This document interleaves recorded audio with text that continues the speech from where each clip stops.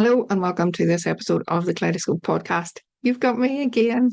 I was to have a guest and her throat got sore. She phoned in this morning and she did sound rather croaky. So, of course, I've sent her my best recipes for helping with a sore throat and a cough. Um,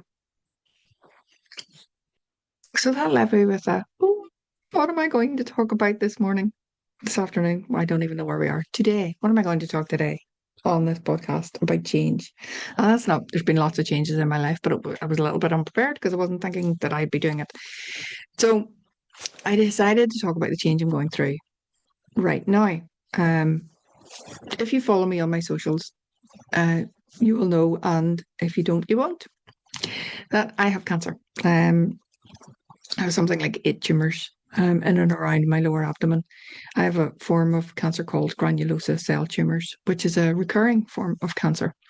And sometimes I get very tired. And thankfully, so far, that's the only major symptom I have is tiredness. But it leaves me then that there's sometimes I can't work as much as I need to or would want to because I'm so tired.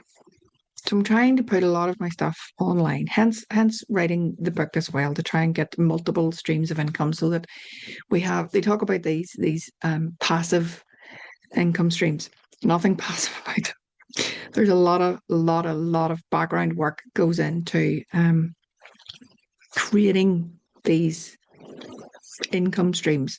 You've got to write the book, you've got to publish the book, and then you've got to, not unfortunately, but it just feels uncomfortable to me to ask people to write reviews.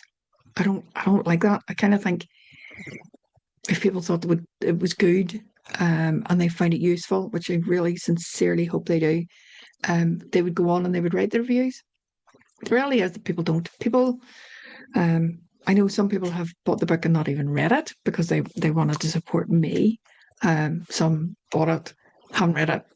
They wanted to be nosy to see what I'd written. Other people have read it and written reviews, which I'm so thankful for, and some of them are fantastic. But it's a case of always keeping on top of that and having to follow up with people and asking them, which really feels uncomfortable to write a review, so that the book, the algorithms, we're all in this digital world, we're all up against algorithms, and you're trying to get the algorithms to put the book in front of other people so that there's more sales, so that I have a passive income. See what I mean? There's nothing passive about it at all. But the big thing for me then is also recording my programs and putting them onto my website for people to buy. And that's big because I got a grant from Andrew Newton Abbey Borough Council through the Go Succeed programme for a new laptop and a new speaker and a new microphone. No, not microphone. I've already said microphone and camera to record the videos and put them online so that people can buy them and go through them. So it's self-taught. And there's a lot in it. There's a lot more to it than I thought. The recording bit's fine. I have no issue doing this at all, sitting down and speaking to camera. I know probably any camera people will be saying, look at the camera, don't look at the screen and all the rest. And I always get told off for that. But and I tend to look round. I'm not comfortable looking at a lens.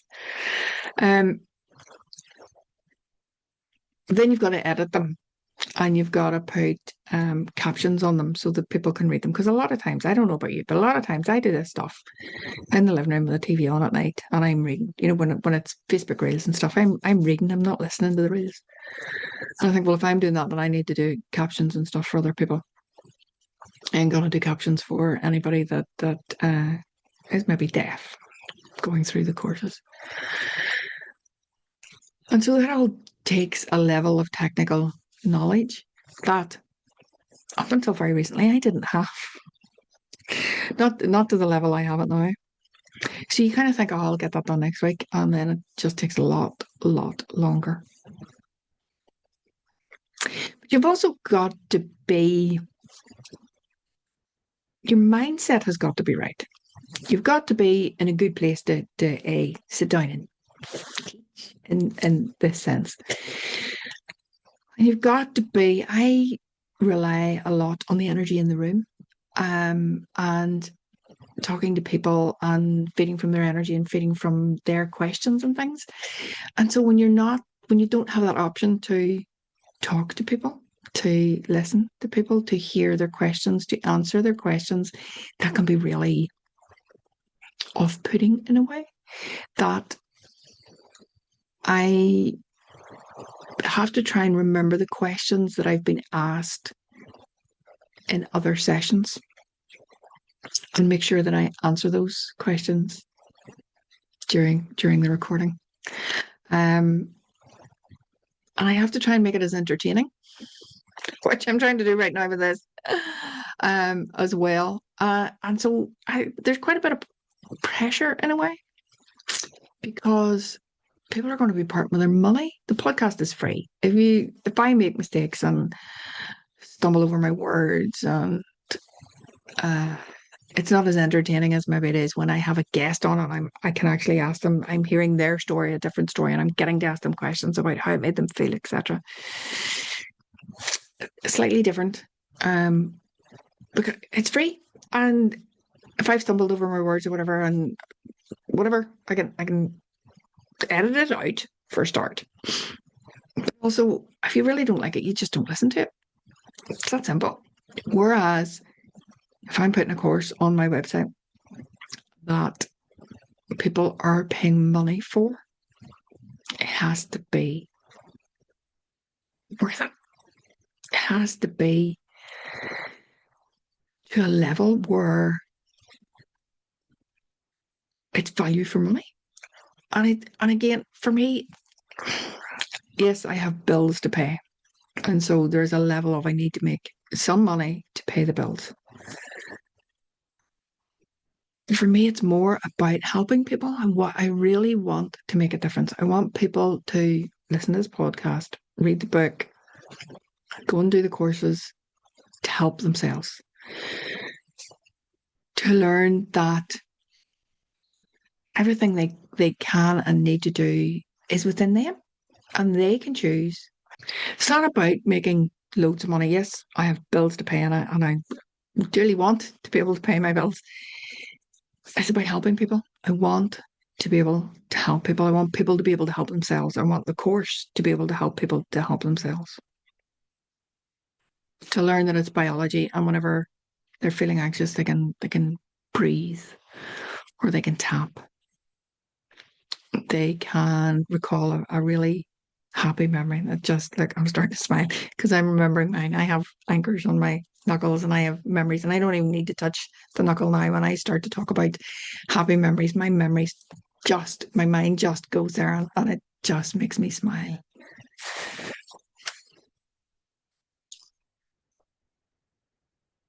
I want to do that for other people. I want other people to know that they can control their nervous system. They can take charge of their life in that way and become happy again, become calm, reasonable, measured. Um, can't make it funny, unfortunately. Stuff is not magic.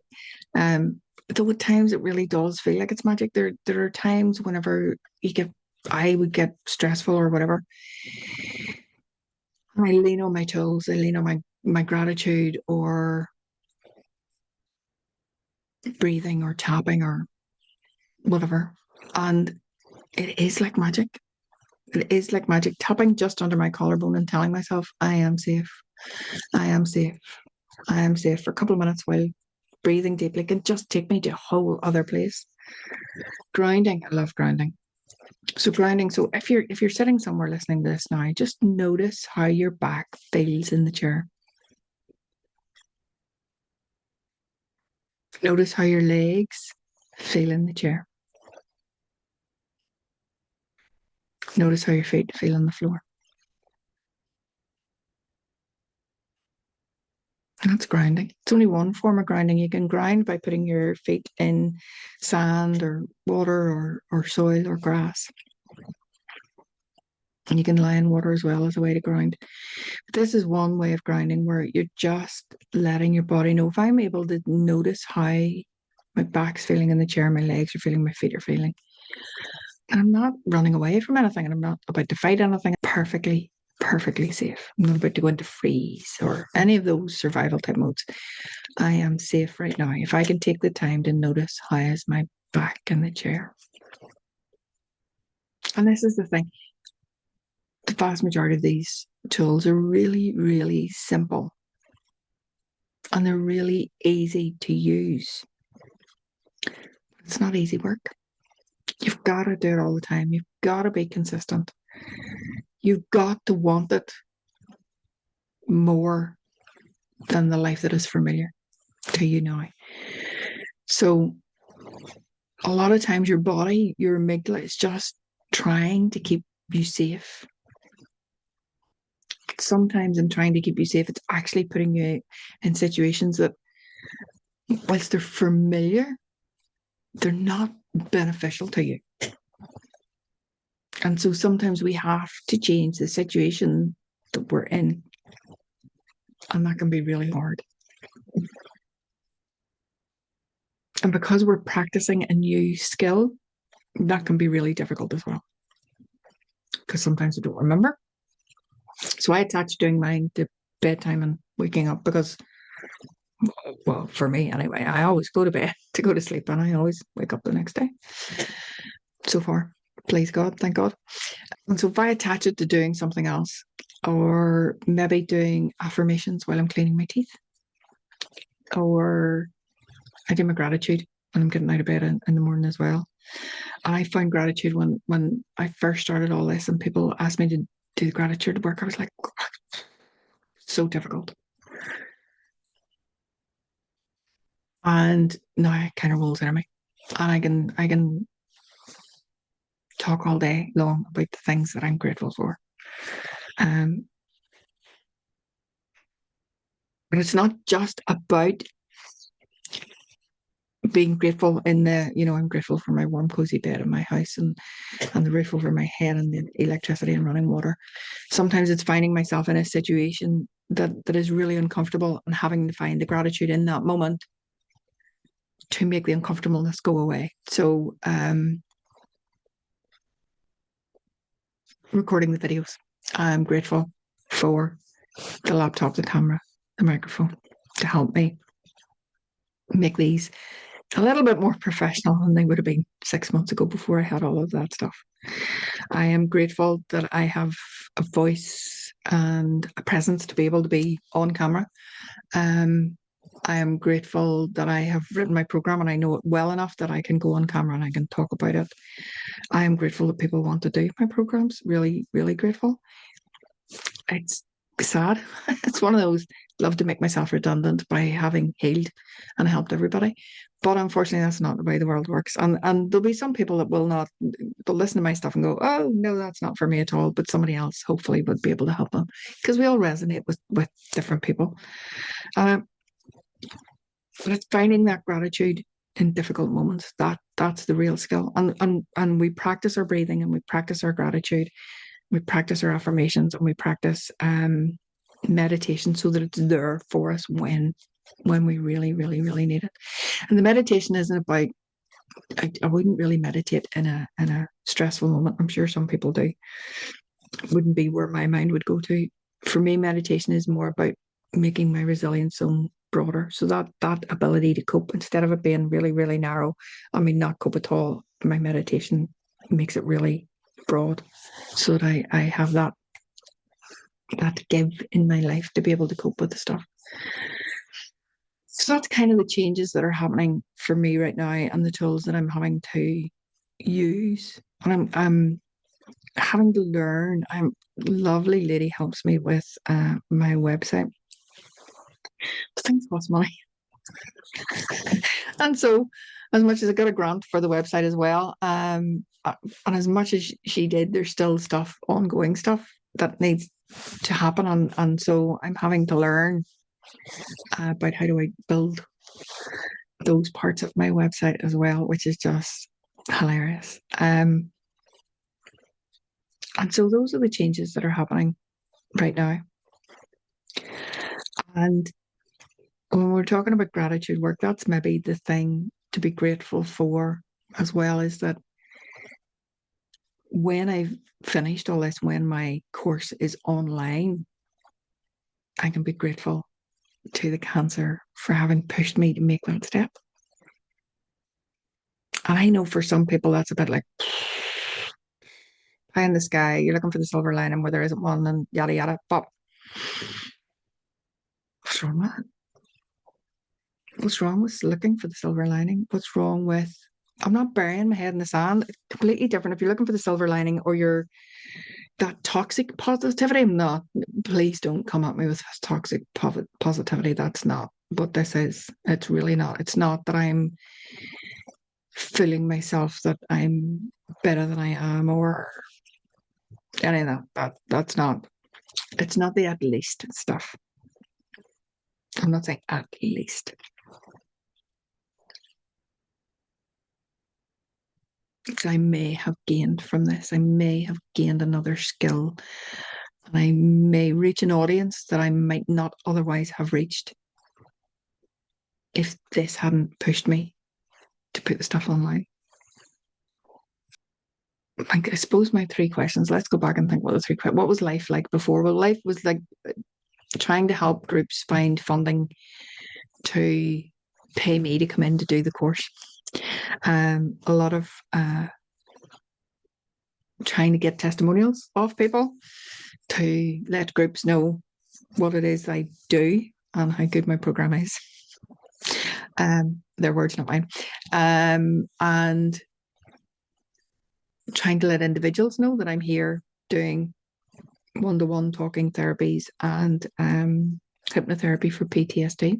So a lot of learning in the background, learning to make sure my skills are up to date, and if there's other new modalities out there that I think the people that come to see me would benefit from, then I go and train in those when I can.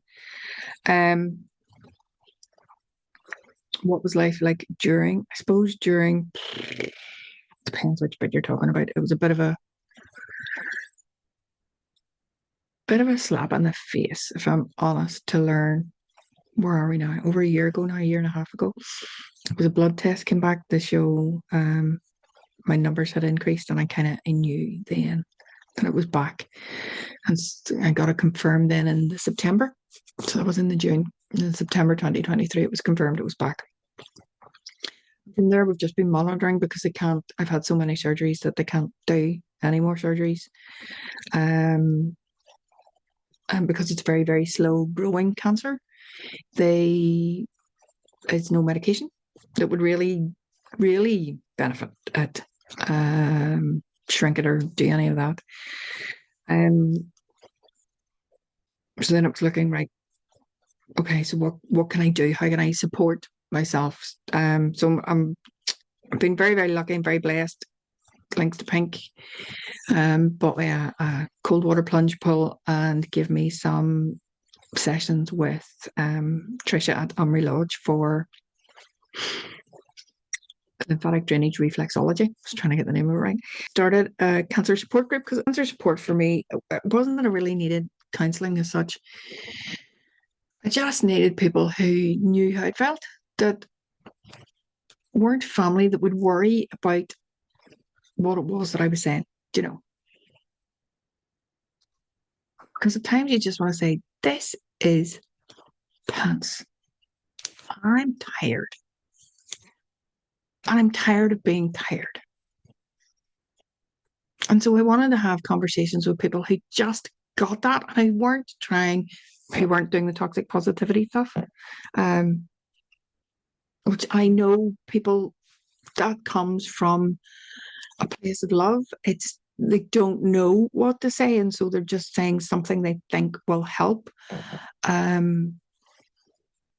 Or equally, the whole, have you tried this and have you done that? And what about this diet? And what about that? And what about There's lots and lots and lots and lots out there.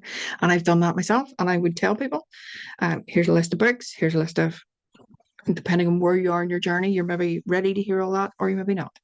And but at least if I've sent it to you when you're ready for it, you can go and look at it, because there are lots and lots and lots of resources out there. And you've got to find what works for you. I'm currently reading Eat to Beat Disease by Dr. William Lee, which is fascinating. And it was introduced to me by Tricia from Omri Lodge. Doing little bits of aromatherapy, going walking. It's hard to exercise when you're tired, but it's one of the best things for you. So that's what life is like at the minute. It's dealing with tiredness while still trying to work, whilst building my products online and so on and so forth, to move more of my business online, so that if there comes a point where I can't actually physically go out to work anymore, I have this stuff online. What does the future hold? Future, more the same, really. I do still want to be out working with people. I love the energy in the room with other people. I love one-to-one stuff. People, when you're sitting in class, you're talking about generics, and it's difficult for people to understand. Sometimes when we do FT tapping in class in my workshops, we're talking about stress because everybody can relate to stress. But sometimes people then find that difficult, how to relate that to their own individual issues, which is why I love the one-to-one stuff, because I'm then able to help them take whatever situation it is they're going through and create the EFT tapping script. There's the word, create the EFT tapping script from their situation.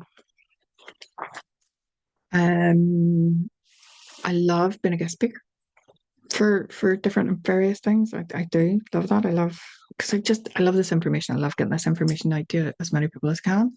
The book, if I get time and the energy after putting everything online, I would like to write another book.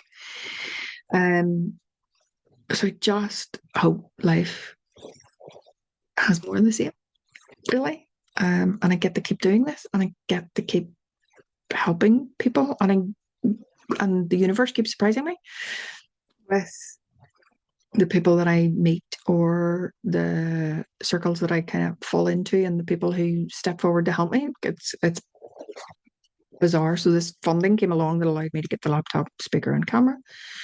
And then another piece of funding came along from the ASK program, again, council, Antrim and Newton Abbey Borough Council, the ASK program, where I got a mentor who was able to look at doing the first bit of creating the website and creating all of that, to getting that message out. How am I then getting the message out that this stuff is online for people?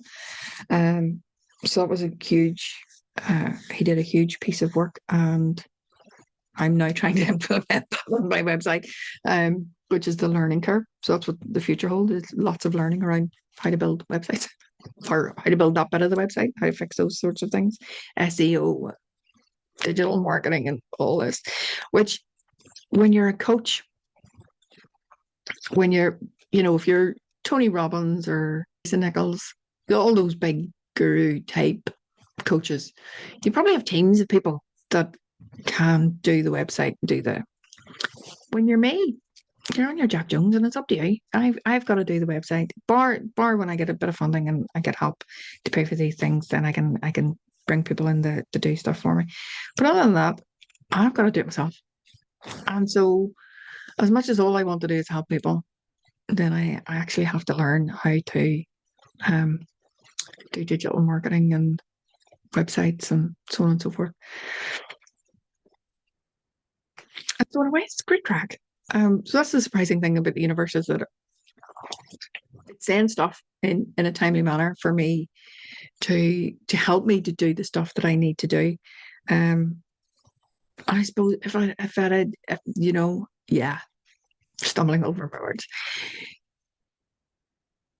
If I could be anywhere in a year's time, I would be as healthy and as fit as I am now, if not healthier and fitter. That would be tremendous. That would be wonderful to be healthier and fitter. But also I would be making enough money to get somebody else to like after the website, the digital marketing. Again, not because I want to be making plenty of money, but just so I don't have to do that stuff because it's not what I want to do. What I want to do is help people.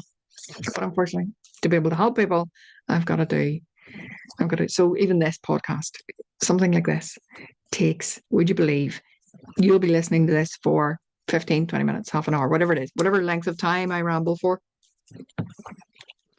It'll probably take me about 4 hours in total because I've got to record it. I've then got to edit it. And there will be bits where I'll have stumbled or I'll have paused or I'll have forgotten my words or I'll have needed a cough or a drink of juice. I have to edit all those out. Drink of water, rather. And then I've got to put the captions on it. Again, I don't put the captions on it. A program does that for me, but I've got to upload it and do so. And then I've got to do the marketing for it. So for a 20, 30, 40-minute episode of the podcast, it can take me 4 hours to get it up and running. But you know what? I love it. I do love it. I love it. I much prefer having a guest to speak to than talking to myself. But I do love it. I really do love it. The conversations are usually so interesting. Hearing people's stories of change, seeing where they've or how they've built their resilience using whatever tools. And sometimes they're the same tools that I use, and sometimes they're different tools. And that's fascinating to just know that there are other tools out there that people can use to help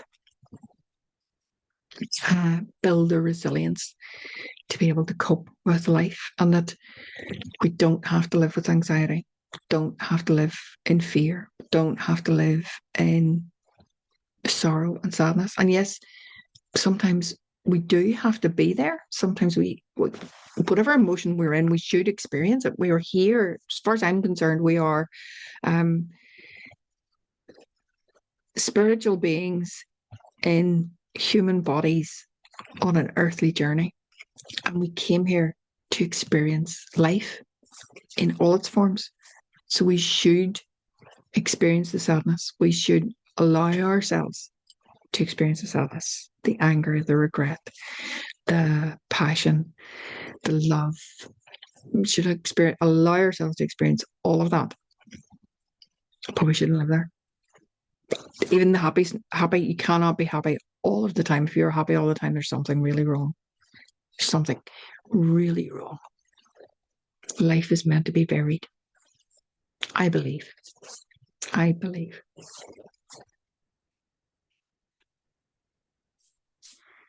So that's kind of what the future holds for me, is learning.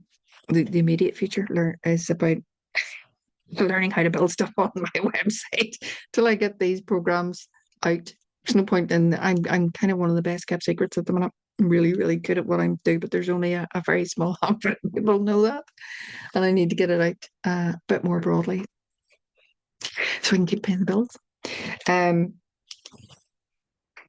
normally finish by asking the guests, what's the best book, your favorite phrase, or if you were to tell your younger self something. So I think for me, the reason I give people a choice of three is because if you ask me what my favorite book is, it's usually what I'm reading right now. Reading Eat to Beat Disease by Dr. William Li, and I think it's fabulous. It's eye-opening.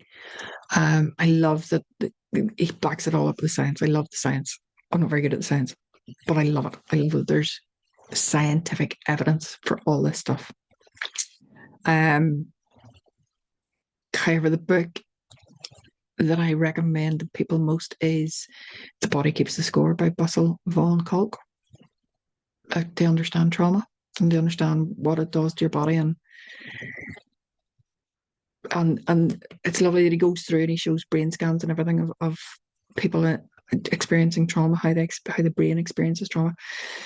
And then at the back of the book, he kind of has recommendations of all these different modalities that work. And the reason I don't believe the reason I think he recommends several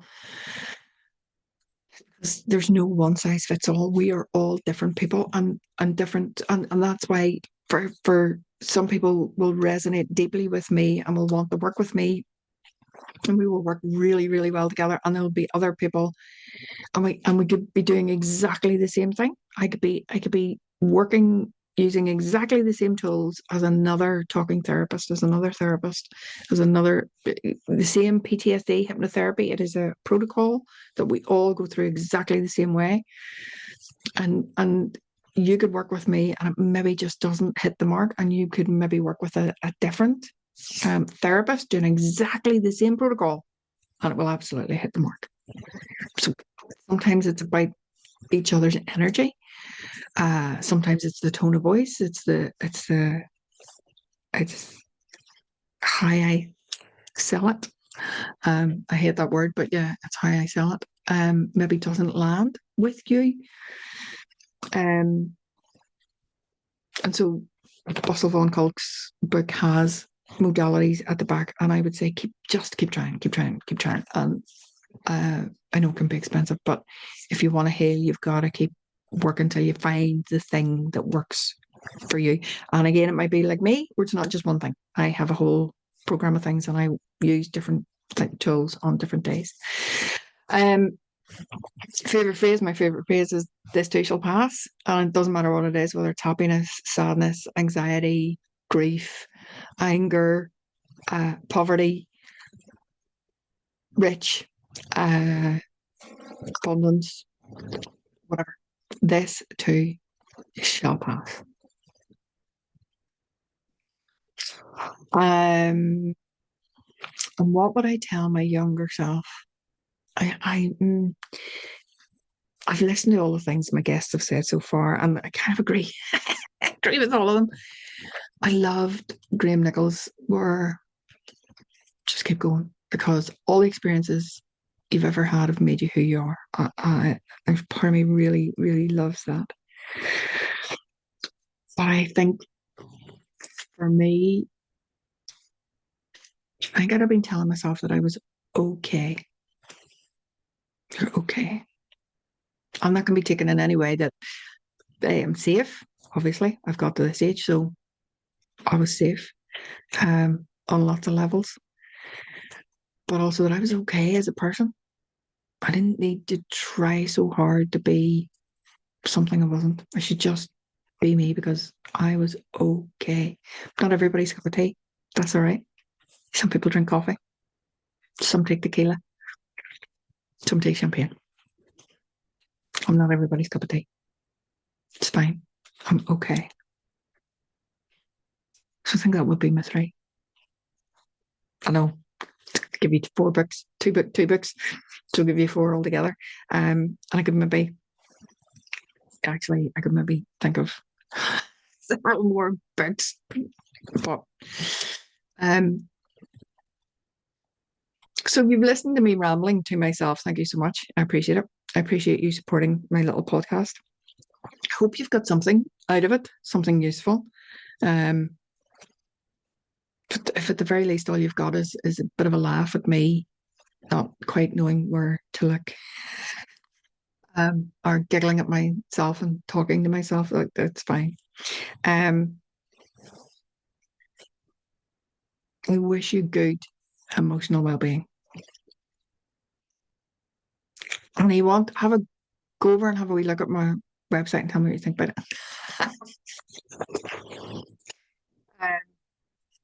Take care.